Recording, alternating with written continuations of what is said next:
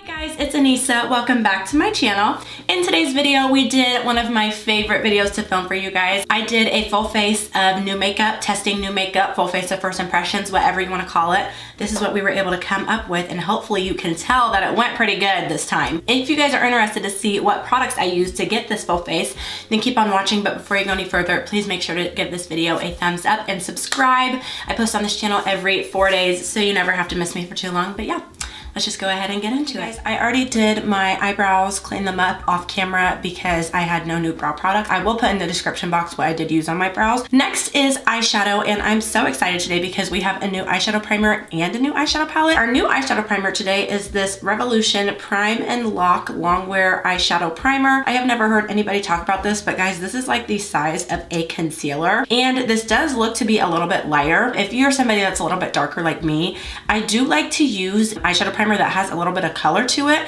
because what it's going to do is lighten up your eyelid just a little bit. That way, if you're doing a poppy eyeshadow look, your shadows are going to pop and look super pigmented. We do have a new eyeshadow palette. This is the Juvia's Place Berries by JUVIA'S. Just gonna open it up for you guys so you can see how gorgeous these shadows are. I do one eye off camera, that way I can kind of get an idea of what I'm doing for you guys. So I'm gonna go ahead and use these two products, and then I will be back. This is the eye look we were able to come up with. I am so in love with Juvia's Place's eyeshadow palettes. Before we get into the eyeshadow, I just wanted to tell you guys a little bit about this eye primer. You do not need a lot at all. It's so easy to blend out and distribute, and it doesn't cake up really weird or anything.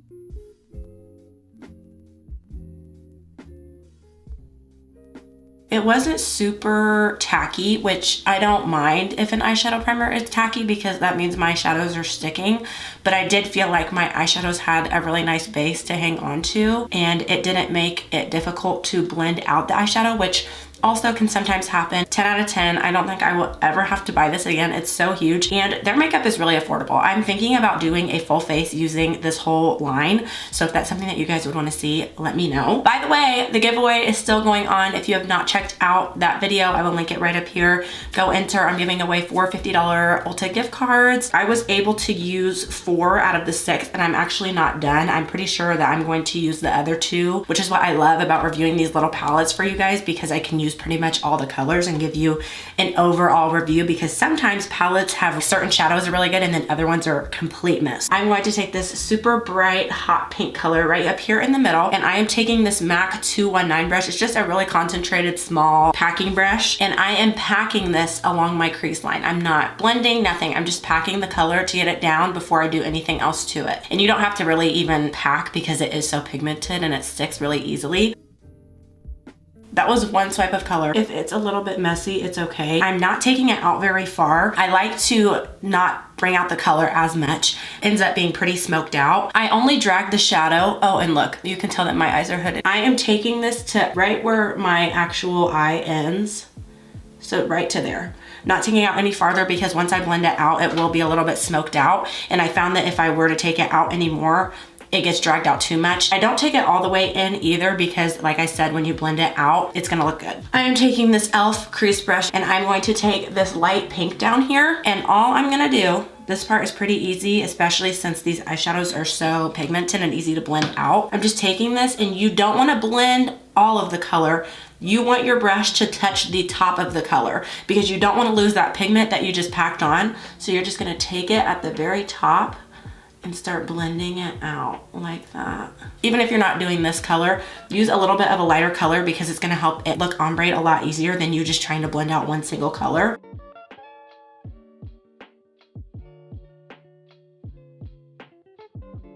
This blended out beautifully, and you did not lose any of your pigment. Probably like, why do you have crust on the inside of your eye right here? I'm allergic to my eyelash extensions, and lately when I've been getting them the past couple times, they itch really, really badly for the first couple days, and I have been like rubbing my eyes in my sleep to the point where they scab. So it's just scabbing right now, but I'm not dying. I don't have a disease or anything. I'm sorry, but there are some higher end eyeshadows that cannot do this. They can't. Even if they tried, they couldn't. Now I am going to take this like plummy cranberry-ish color right down here, and I am taking this e.l.f. eye contour brush. I like to use this to pack on matte colors on my lid, and I am packing it all over my lid where there is not already color. Using different colors in different parts of your eye will make it look like you tried a lot harder than what you did because it's gonna have that gradient effect.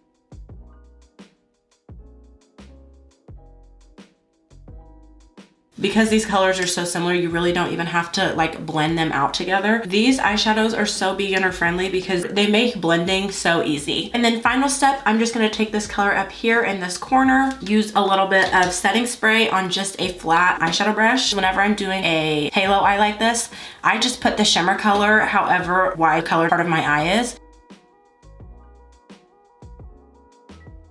I just bring it up to right where my crease is. And then not using any extra color, I'm just gonna blend the matte part of my eye with the shimmery part of my eye. There's not a whole bunch of fallout, but just a little bit. So I'm just taking a makeup wipe and wiping my eyes. And this is also why I always do my eyes first. It just kind of gives you a little bit more freedom. Every palette that I have tried from Juvia's Place has never disappointed me, except for one. But it wasn't a colorful eyeshadow palette. The only one that I've really come across that I don't love is the Nubian eyeshadow palette. The pan sizes on this are huge. It's really affordable. They're pigmented, easy to blend. Next, we are going to move on to complexion. And first we are gonna do primer. So I do actually have a new primer to try. Today, I am going to be testing out the Smashbox Photo Finish Original Primer. And this just claims to smooth the skin and blur flaws and helps with longevity of makeup. This is like a jelly consistency. I figured it would be silicone based, so that's interesting. Oh, I don't know how I feel about this. Going on initially, it felt very oil slick. It felt like I was rubbing oil into my face, but now it kind of just, my skin does feel pretty smooth. It claims to be oil free too. Hold on guys, okay, I didn't shake it.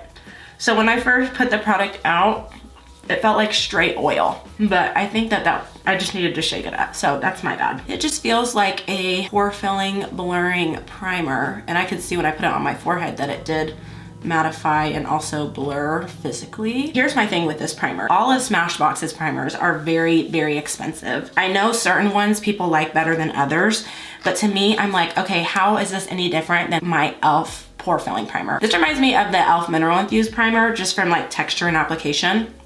So I'll have to use it a little bit more to tell you guys if it's worth the money, but I'll definitely continue to use it. It wasn't bad, but just very, very pricey. And I feel like too, when a product is on the higher end of the spectrum, there needs to be something that sets it apart from other drugstore primers that claim to do the same thing that it does. I don't have a new color corrector or a new bronzer, so we're gonna go ahead and skip that. For foundation today, we're gonna be using a CC cream, and I am going to be trying out this IT Cosmetics CC 50 Plus SPF. I actually used the dupe for this product in my full face of new e.l.f. makeup, and I really, really liked it. So I figured that I would go ahead and give this a try. This claims to be a full coverage color correcting cream, and it also has SPF in it, which is amazing.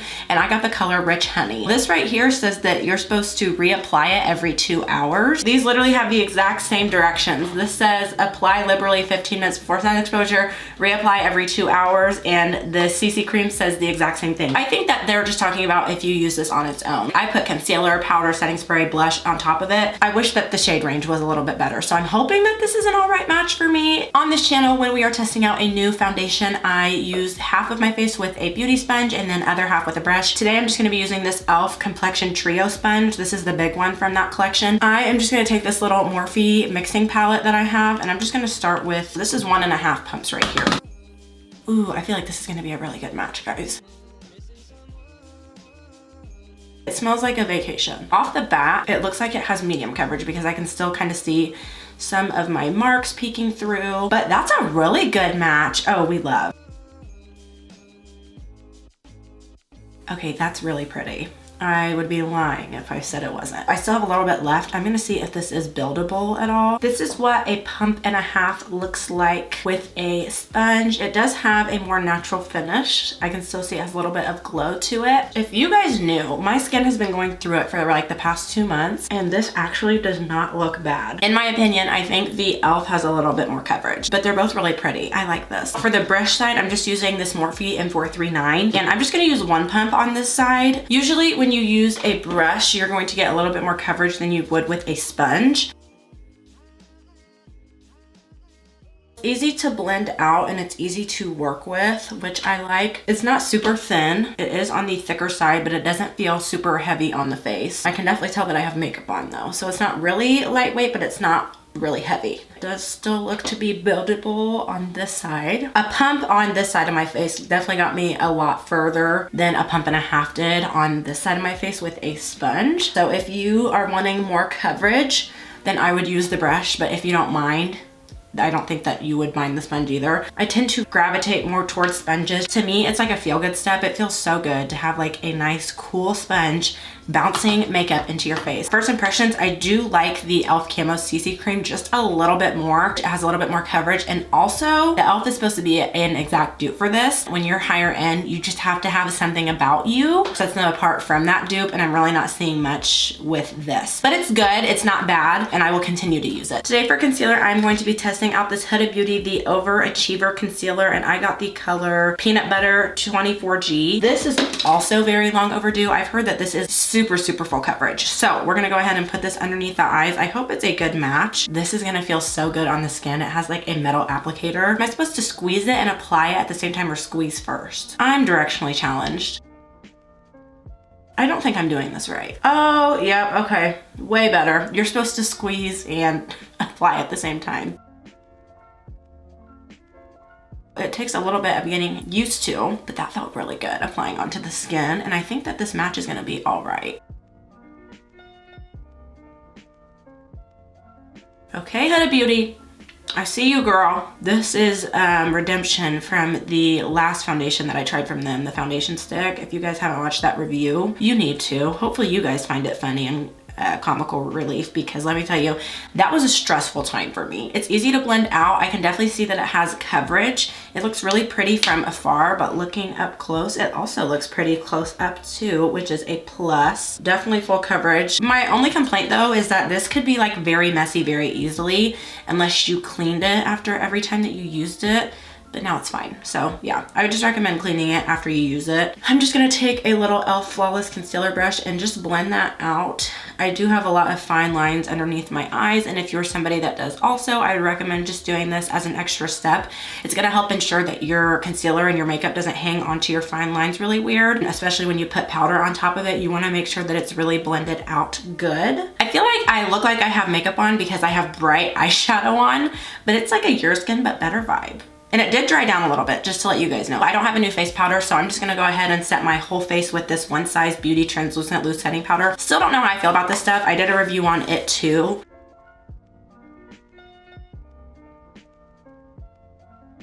It seemed to look pretty decent with the makeup. I have a new bronzer, a new blush, and a new highlighter. For bronzer today, I'm going to be testing the Charlotte Tilbury Airbrush Bronzer, and this is in the color 4D. That's what it looks like. It's a huge pan. I don't think if I like this, I will ever have to repurchase it. The pan size on it is huge, so although it is expensive, like you do get a lot of product, the packaging is very nice and sturdy, and then you also get this huge mirror in it. I have tried their actual pressed powder because I heard everybody and their mother loved it, and the undertone was just not for me. I haven't used it since I tested it, but I just put it in my bronzer drawer because it was a little bit too cool for me. I do not do a whole lot of pressed bronzer. I'm still like not the most comfortable doing it. I'm not afraid to say that because everyone has growth. Everyone can grow in some area. It's really all about placement. Like if you put it too low, it's game over. And then if you don't blend it out, if you put too much on, it looks muddy.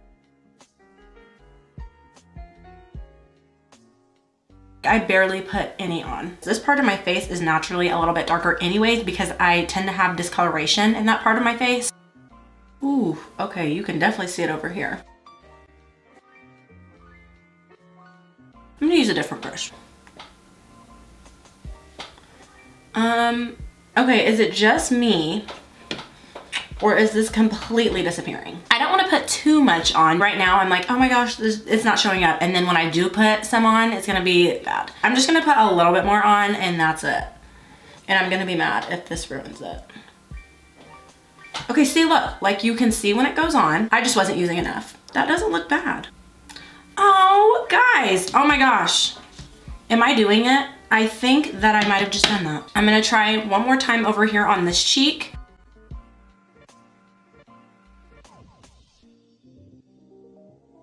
My struggle is that I don't know what to do like on this bottom part. So I just want to try a little trick. This may completely flop, and if it does, that's fine. I've been seeing girls put translucent powder right underneath it, and that seems to make it look really crisp. I think at first I was afraid to put too much on, so I was barely putting any on at all. It is buildable. I am so excited to share this blush palette with you guys because I'm praying to the gods that it's good. This is the Makeup Revolution / Roxy blush palette. Hello. I've never seen like marble pressed into a pan, so I think because this color is really dark and deep over here that I could mix it with any of these lighter colors. I've told you guys so many times, I usually do not buy blush palettes because I end up not using all the colors, but I could see myself using all these, and you have so many different tones. Because we have like a really bright pink eyeshadow today, I'm gonna mix this one and this one together, and we're gonna see what we get. And I just use a stippling brush most of the time for my blush. Okay, well, she shows up. And I have been bringing my blush back a little bit more than what I used to. I used to just put it on the apples of my cheeks, but I found that when you bring it up into your cheekbone, it kind of gives you like a natural facelift. There is a lot of fallout in the pan. That's really pretty. I put on a little bit too much. If you ever do that, just take your sponge, and this is also why I like using a sponge over a brush, and just dab over it. And it really helps to like make it look a little bit more natural. 10 out of 10. I really like the fact that I could mix them and they don't look really chalky or anything. Today, I am going to be testing out this Natasha Denona I Need a Nude Glow highlighter. And I'm pretty sure that this only comes in one color, Pretty and Blinding. Not too long ago, I did test out another highlighter that they had, and I hated it. It was very chunky. It did look a little bit better in natural lighting. She got returned. Ugh. So satisfying. This has a mirror in it too, and I love the way that it's pressed. It has a design in it. This is more of a like frosty white gold. No matter how much you go back and forth, this has no fallout. And that could be the formula, or it could just be the way that it's pressed. This is one of those highlights that just looks so pretty when you turn your face. Okay, well, she definitely redeemed herself from the last one. Just putting that right on the top of my cheekbone, the bridge of my nose. I don't even think that I have a highlighter like this. It's like subtle, but not subtle. It's really, really pretty. It's not super glittery, which if you're somebody that struggles with texture on your face, I would not recommend using a really glittery highlighter. It's just going to bring out the texture on your face. This is just so frosted and pretty. Do we think it did anything, guys? I do have a new setting spray today. I'm going to be trying this Catrice Prime and Fine Anti-Shine Fixing Spray. That smells exactly like the Urban Decay. Maybe it's because it's very strong in alcohol that it smells that way. Okay, well, it definitely did mattify at least my cheeks. Let me be honest with you guys. I really have not been using a lot of mattifying setting sprays because I really like using just regular setting sprays because they really help to like mix everything together. Not that mattifying ones don't do that, but their main goal is to get everything to really like be nice and mattified. It looks pretty. It didn't change anything on the skin, so that's good. Setting spray is something that you can usually tell right off the bat if it's gonna work or not, because if it changes anything, you don't want that. We're gonna go ahead and finish off the eyes. I really want to use this bottom color right here. I'm trying to use all of the shades for you guys. And these colors are so pigmented, you don't have to really rub on your eye really hard or anything like that. So now we have like a kind of pinkish purplish moment going on. This really pretty purple as my inner tear duct color for today. Usually I like to use something that is a lot lighter than what is going on the rest of my eyes, but this one isn't really super light, but you can tell that it has pigment to it. We used every color in this palette, yay. And I also do not have a new mascara, so I went ahead and just used this e.l.f. Lash It Loud on my bottom lashes. I am so in love with this eye look. I don't think I've liked an eyeshadow look this much in a really long time. I do have two new lippy products. I went ahead and lined my lips using the Sephora Rouge Gel Lip Liner in the color 32 Hot Sauce. It's the perfect nude. It's so pretty. Maybelline matte lipstick, and this is in the color 657 Nude Nuance. What the tube looks like. To spice it up a little bit, because we do have such a bright eye, I wanted to go ahead and do a gloss. So this is the Juvia's Place glosses, and this is just in the color Caramel Rose. I really love the color Sis. That color is so pretty. I really love their lip liners, and I really, really like their matte lipsticks, and their lip glosses are also amazing. 10s, 10s, 10s. All right, guys, this is the finished look. This is what we were able to come up with using all of those new products. Everything was good. There was nothing that was disappointing. Everything was either average or really good, which is amazing. I'm so in love with this eye look right now. I might just sleep in it for a few days. If you guys love these videos, lucky for you, I have a whole playlist of full face of first impressions, testing new makeup videos. If you guys liked today's video, please make sure to give it a thumbs up and subscribe. I post on this channel every 4 days, so you never have to miss me for too long. Thank you so much for watching, and I'll see you in the next one. Bye.